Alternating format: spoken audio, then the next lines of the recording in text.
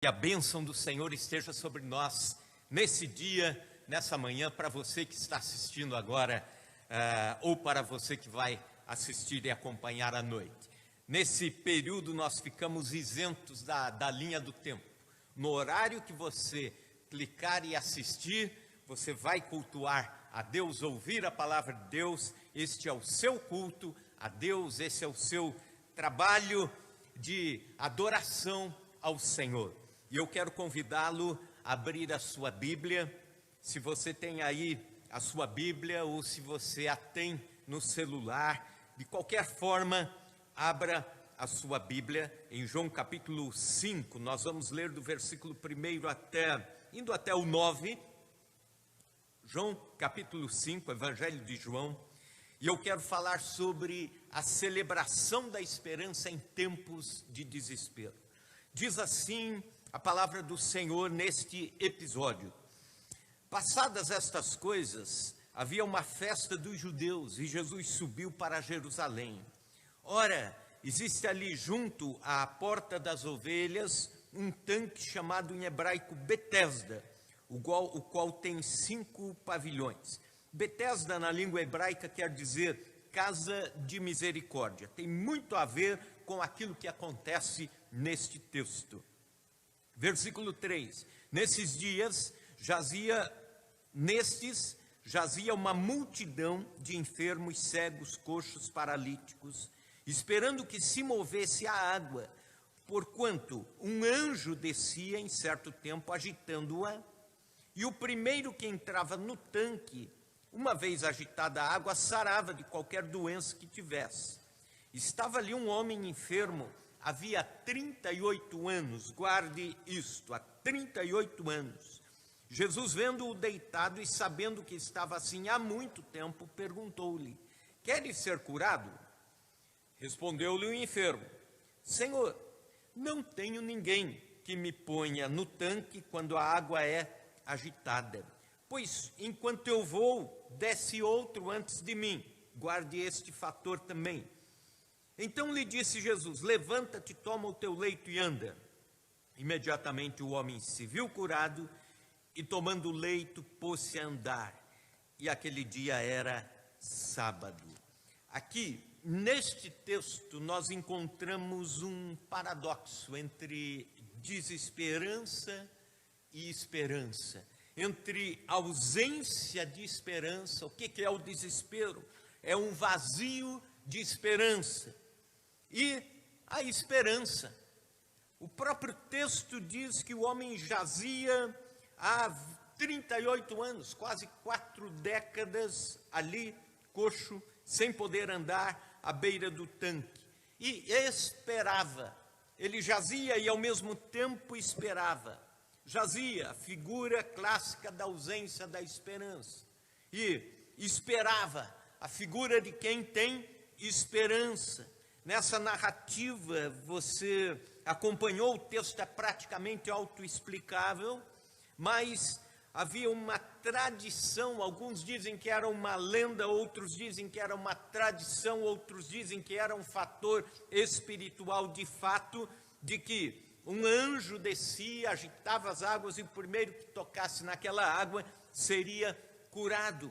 E este homem estava neste lugar, o tanque de Betesda, há 38 anos, e sempre quando a água era agitada, ele ia para a água, mas outro descia antes de que ele tocava a água, era curado, ia embora, e ele ali, sempre ali, até que um dia Jesus chega e o cura.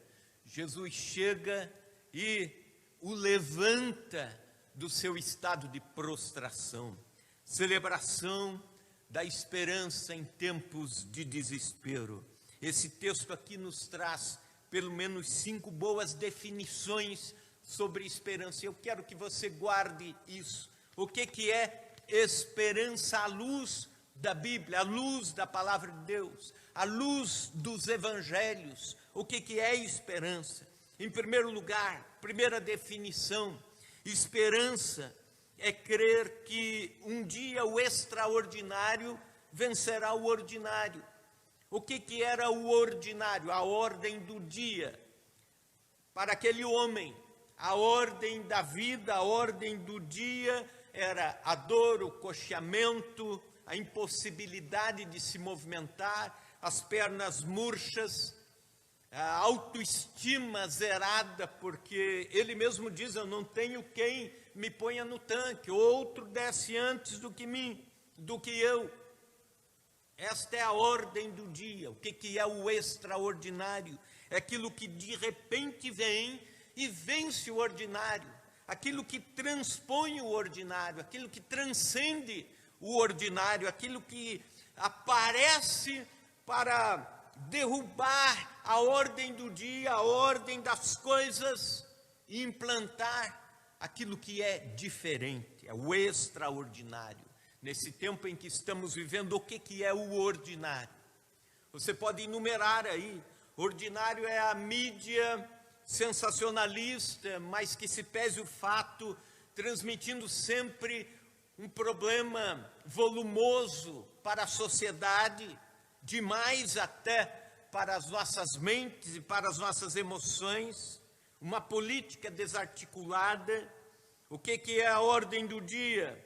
É um país inteiro, Brasil, já como o segundo país em termos de contaminados e mortes pelo coronavírus, indo já para 70 mil mortes, famílias enlutadas, hospitais de prontidão, economia sentindo o impacto disso.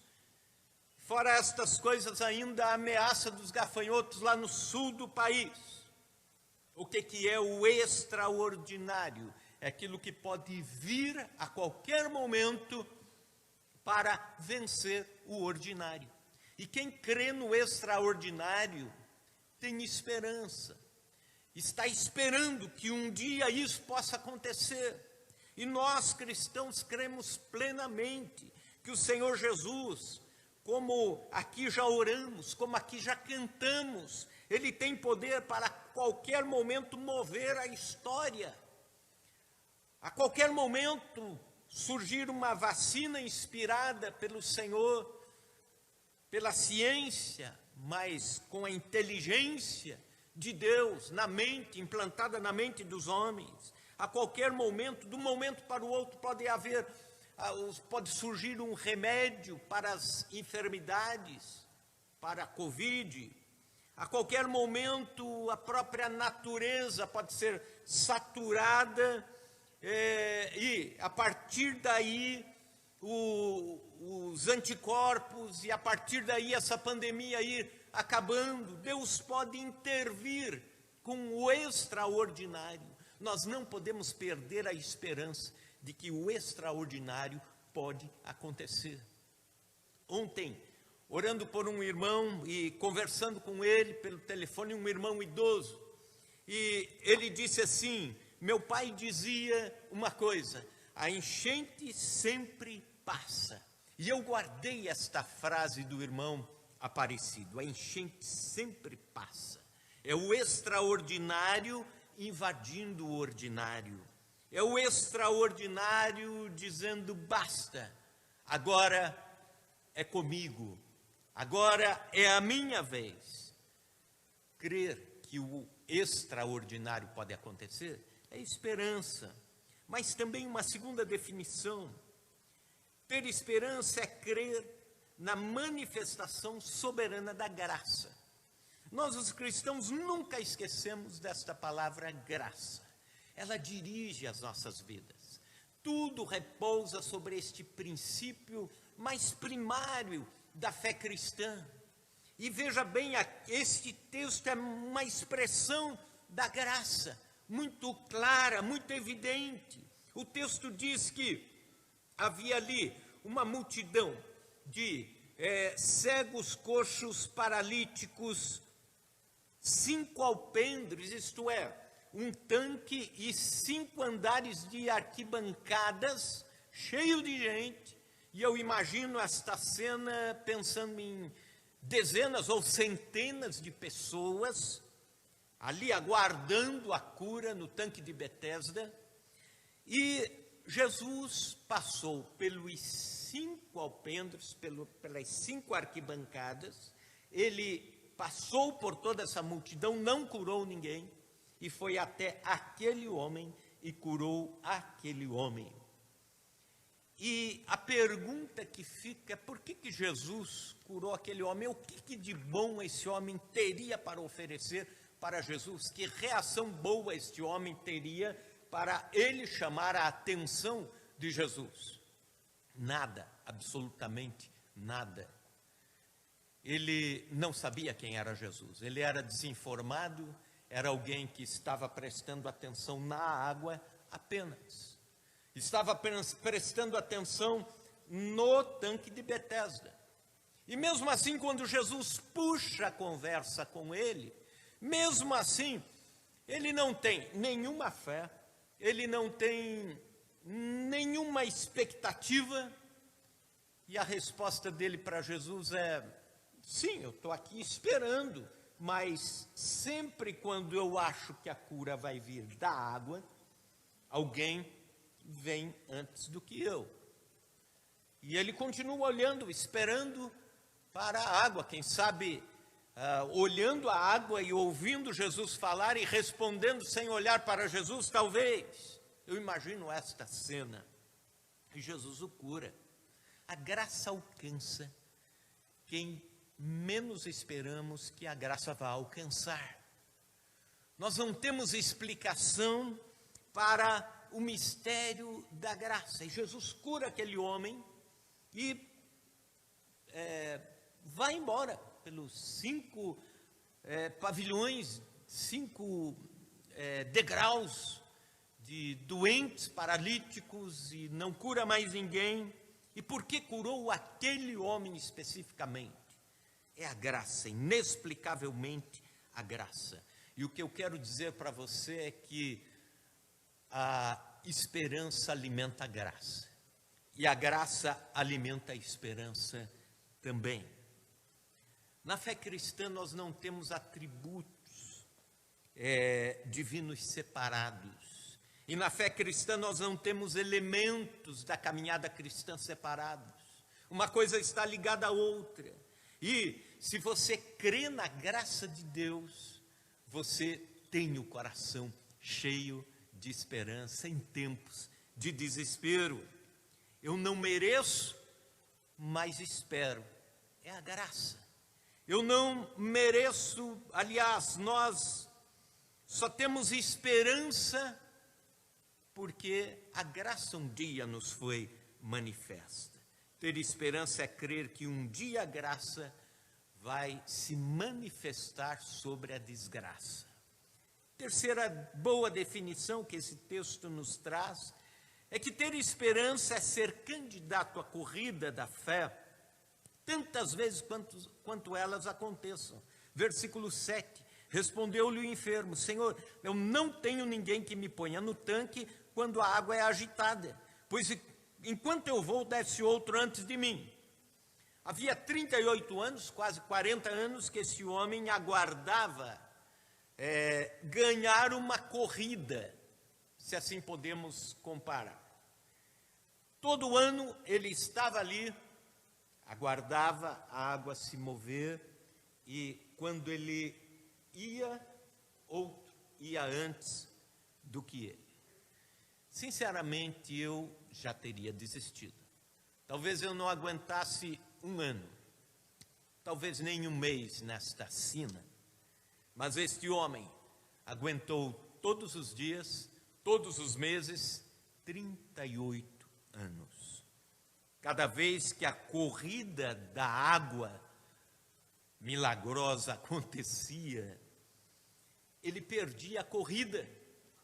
38 anos perdendo, 38 anos ficando talvez em segundo lugar, em terceiro lugar, mas nunca ganhando, 38 anos perdedor. Mas a insistência, a perseverança e a teimosia levaram este homem a insistir. Uma reportagem muito interessante que a CNN fez há poucos dias, mostrando que neste tempo nós temos que ter esperança, nós temos que ter perseverança. é que mostra algumas pessoas ainda jovens, com a pandemia ou com estes meses de coronavírus, de Covid-19, perdendo a esperança, perdendo a expectativa de vida, entrando em desespero, perdendo o sono, entrando em depressão, entrando em crise. E, por outro lado, a mesma reportagem mostra velhinhos centenários que nasceram antes de 1918 e, ao longo da vida, passaram pela gripe espanhola, que matou muita gente em 1918. Depois, 10 anos depois, veio a Grande Depressão, que deixou o mundo pobre do dia para a noite. Aí eles passaram por 2 guerras mundiais e depois pela pandemia da tuberculose. E estão aí, vivos ainda, com 102 anos de idade, 103 anos de idade, e dizendo que são teimosos em viver. E mesmo com idade ainda abrem um sorriso dizendo: nós somos teimosos. A vida é assim, a vida nos ensina. Sabe, esta figura do insistente, do teimoso, me lembra a figura de uma cobra chamada sucuri. Eu morei no Mato Grosso do Sul e lá era muito comum, vez ou outra, encontrarem a sucuri. A sucuri é o animal, o ser vivo com maior poder de regeneração. Se você corta a sucuri no meio, no outro dia ela já está cicatrizada e vai crescendo de novo. Aí o cara vai e corta perto da cabeça e aquela parte começa a cicatrizar e crescer de novo, inexplicavelmente. A cicatrização é rápida, ela insiste em viver, ela não desiste da vida e dizem que só se mata a sucuri se você esmagar a cabeça dela. Pois bem, esse tipo de teimosia pela vida nós temos que ter. Isso faz parte da esperança. Esperança é crer que um dia a nossa teimosia vai fazer sentido. Um dia as nossas expectativas vão ser alcançadas. Esperança é assim. Quem tem esperança se transforma num insistente, num perseverante, num teimoso pela vida. Mas também a quarta definição que esse texto me dá sobre esperança é que ter esperança é ter a única companheira na solidão de amigos e de ajuda. Ainda no versículo 7, ele diz: não tenho ninguém, veja a expressão, que me ponha no tanque. 2 expressões aqui. A primeira, não tenho ninguém, solidão, ausência de pessoas. Que me ponha no tanque. Em outras palavras, não tenho ajuda, ausência de ajuda.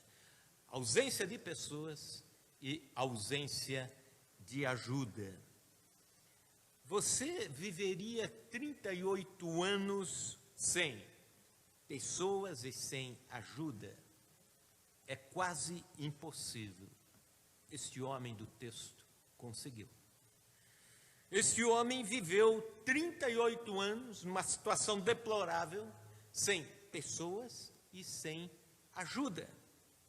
Pois bem, mas apesar disso, de não ter amigos, não ter ajuda, não ter recursos, ele não perdeu a esperança. E eu posso te afirmar aqui, ter esperança, em última instância, na pior das hipóteses, é muito melhor do que ter companhia ou ter ajuda.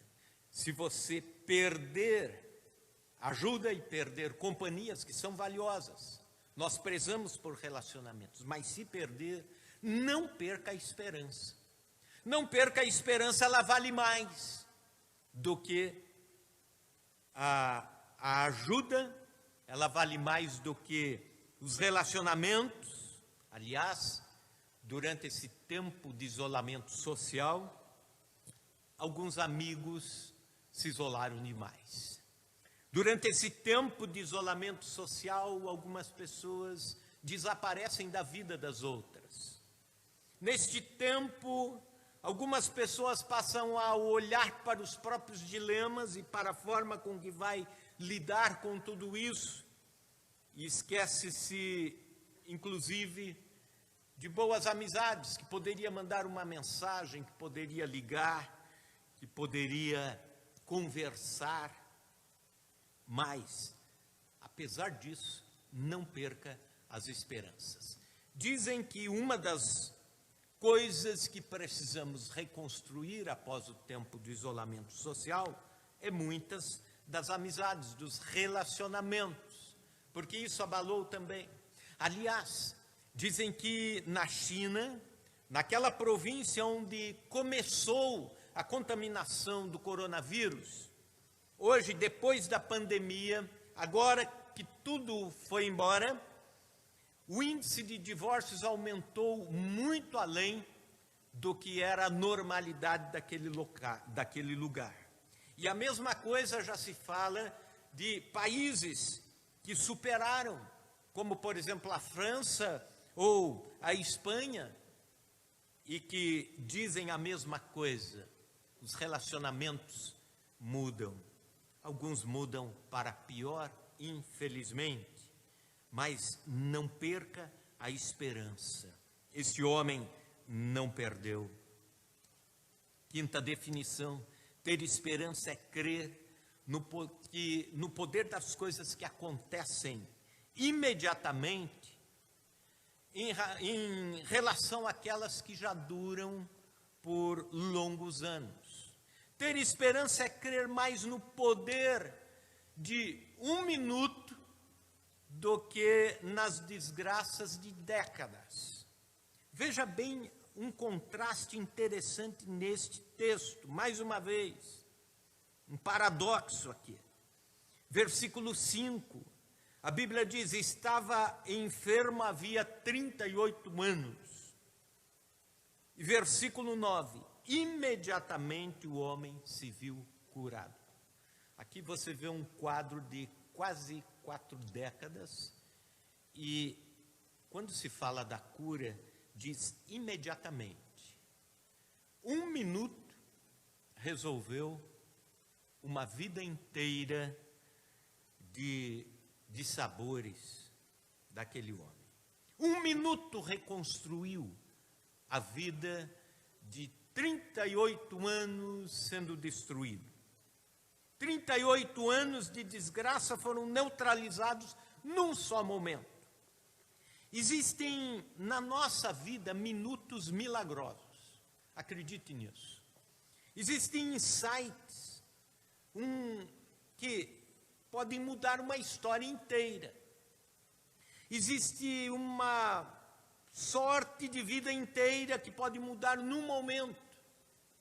Existem assim como existem uns 5 minutos de bobeira, que todo mundo fala, moçada fala aí a gíria, né? Os 5 minutos de bobeira que destruiu a minha vida. Existe também o 1 minuto de acerto que pode reconstruir a história de uma vida. Acredite nisso. Por exemplo, alguns anos atrás agora, há pouco tempo atrás, a voz de uma escocesa chamada Susan Boyle encantou o mundo.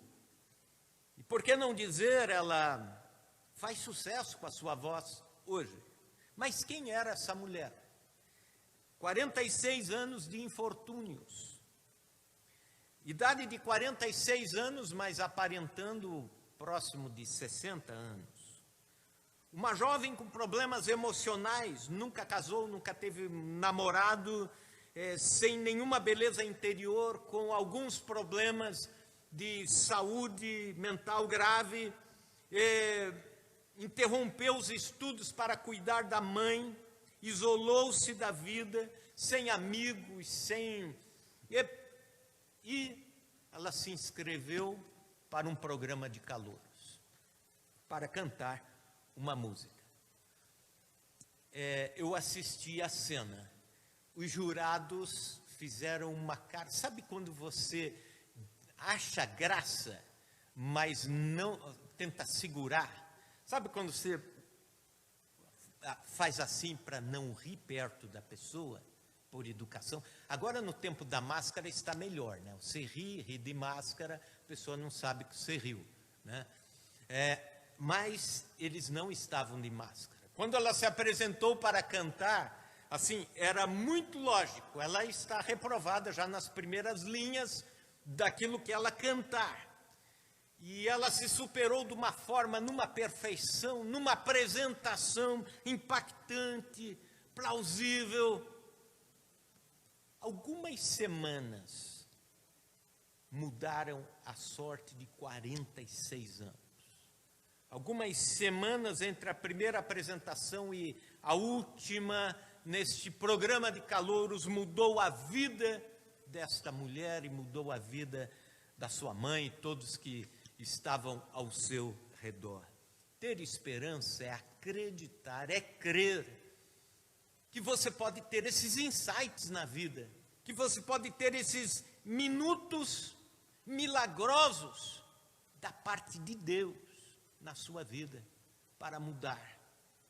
Estava ouvindo algum tempo atrás sobre a história de João Calvino e ele diz claramente que o que mudou a história da vida dele, e depois mudou a história de Genebra, e depois mudou a evangelização no mundo, foi uma conversa de 20 minutos sobre a possibilidade dele voltar para Genebra e implantar aquilo que ele pensava. Ele estava desiludido, ele estava abatido, ele estava desconcertado com a vida, pastoreando os exilados, e de repente alguém diz: vamos bater um papo. E ele vai bater este papo com 20 minutos e a história muda. Hoje aqui, em pleno século 21, Igreja Presbiteriana, somos frutos de 20 minutos de conversa. Insights que mudam a vida. Não perca a esperança.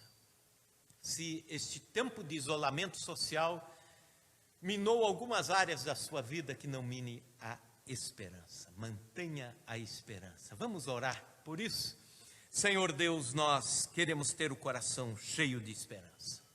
Cheio de esperança porque esperamos em coisas que não são naturais, corruptíveis. Nossa esperança está no Senhor. Nossa esperança não tem a ver com a motivação dos coaches, não tem a ver com as palestras motivacionais, não, Senhor. A nossa esperança é muito mais do que isso. Senhor, nós esperamos em Ti. Tu és o tudo. A Tua palavra nos diz, e nós queremos declarar isso agora: não temos outro além de Ti. Como é bom, Senhor, saber que podemos esperar no Senhor, que em Ti não há desesperança, não há desespero, Senhor, e mesmo que as coisas piorem, nós temos esperança, nosso coração continua esperando em Ti. Senhor, é um milagre a esperança no coração daqueles que creem. Por causa da esperança a gente não perde a alegria de viver. Por causa da esperança, a gente continua sorrindo. Por causa da esperança, a gente continua a transmitir os cultos. Por causa da esperança, a gente continua a abençoar gente. Por causa da esperança, nós continuamos participando da mesa do Senhor até que o Senhor volte. Por causa da esperança, nosso coração não se dilui, não se pulveriza. Por causa da esperança em Ti. E mesmo que a esperança nesta vida, ó Deus, não faça algum significado imediato, nosso coração está cheio e continua cheio da esperança na eternidade com o Senhor. Senhor, quem espera em Ti nunca é decepcionado. Quem espera em Ti nunca vai sair de cabeça baixa. Quem espera em Ti não é frustrado. Obrigado, Senhor, porque a tua esperança é verdadeira, valiosa, e a tua esperança faz todo sentido para nós nesse tempo de enfermidade. Obrigado, Senhor, pela tua esperança. E agora eu peço a Deus que essa mesma esperança atinja o coração dos nossos queridos que ouviram e acompanharam. Irmãos e irmãs que acompanharam esta pregação pelo YouTube ou pelo Facebook ou pelo Google Meet. Senhor, nós pedimos que a tua palavra que chegou ao coração gere hoje esperança, esperança. Em nome de Jesus. Amém e amém.